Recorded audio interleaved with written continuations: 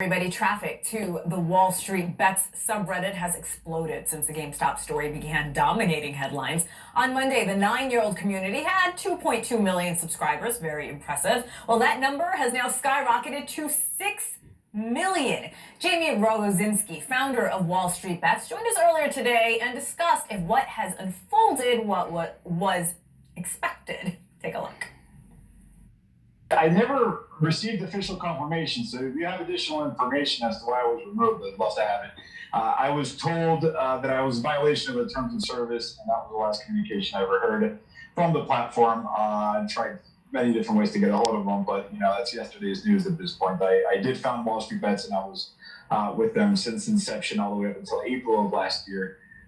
Intimately aware of the way that it works and the way that community is functioning, and obviously continue to follow it.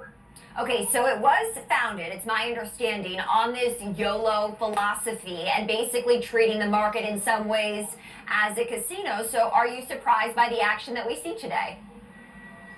I mean, the YOLO terminology came in a few years later, but when it comes to treating the market like a casino, I've seen references by New York Times, by large publications refer to Wall Street as a casino, dating as far back as 1970 something. I think it's always been one of the difference between Wall Street Bets is that the community does that in an unapologetic way. The Wall Street, these big institutions, they use fancy terms, these mortgage-backed securities, these credit default swap derivatives, collateral, whatever.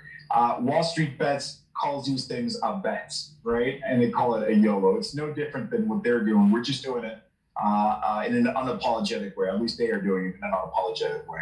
I think it's worth noting that Martin Shkreli, Pharma Bro, as many know him on Wall Street, did briefly serve as a moderator before being convicted of securities fraud. What we see playing out on this platform right now, do you look at that as collusion and market manipulation? I don't see the relation between those two things. We have Martin Shkreli as a moderator. Whatever it is that he did and whatever he got in trouble for. But one thing's for sure, he is a brilliant financier, and he had very insightful information to share with the community as well as YouTube videos. So, whatever legal troubles he has aside, he was a valuable contributor to the market. As far as this collusion, market manipulation, look, I'm watching this from the sidelines. I honestly have no skin in this game. I have no positions in any of these stocks. I'm very much just passively watching this, and it's fascinating to see. I've seen arguments as to why it's collusion and manipulation. I've seen the arguments as to why it's not. It's freedom of speech, and we're not misleading or lying or dumping any stocks on anybody. Both arguments are good. We're going to see how they play out, regardless of what ends up happening. So, I can't pretend to know whether or not what's happening right now is considered illegal. But one thing's for sure, it's weird. I think that's why it's got so much attention.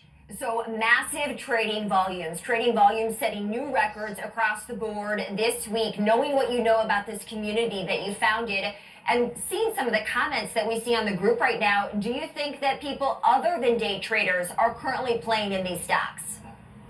Absolutely. I mean, they have been for a while. Wall Street Bets was a refreshing place to be honest with people. That's why oftentimes you have losses that are welcome, and they're not glorified per se, but when people share them, they're welcome, and it's that honesty and that sense of humor that attracts all sorts of people. And you do have a lot of retail amateurs, but you have plenty of people that work in the industry that know what they're doing. Maybe they're also taking trades. Sometimes they're sharing insights. Sometimes they're participating in the jokes. But you do have a little bit of everything.